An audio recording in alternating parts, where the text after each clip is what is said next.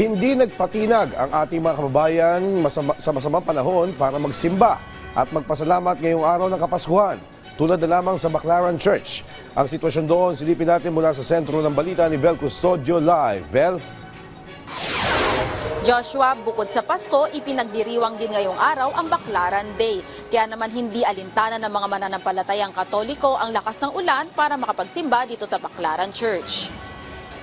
Mapapamilya, barkada o solo man, dumayo sa Baclaran Church para magsimba ngayong Pasko.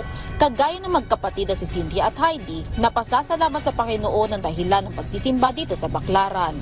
Para makapagpasalamat sa Mother diwa ng Pasko, kahit pa paano nakaraos sa mga Pilipino. Yung kalusugan, pasasalamat sa lahat ng blessings sa buong taon ng 2024.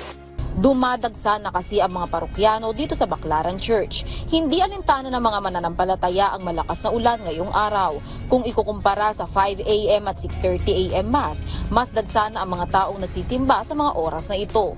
Pinangungunahan ni Reverend Father Kenneth Dan Galamaso ang unang misa para sa Pasko na pagsilang.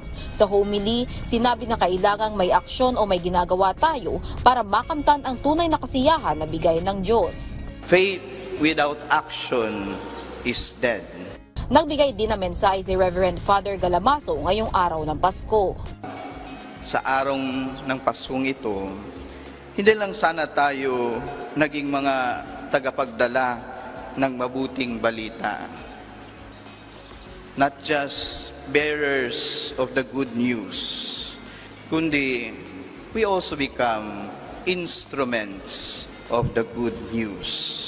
Mga instrumento ng mabuting balita ng Diyos. Kagabi naman, bago ang misa ng salubong ng Pasko, nagkaroon muna ng skit na nagpapakita ng pagmamahal sa pamilya at pag-asa. Pahirapan na ang pagpasok ng mga sasakyan sa harap ng Baclaran Church dahil sa dami ng mga nagsisimba. Marami na rin ang nagtitinda dahilan ng pagbabara ng trapiko sa labas.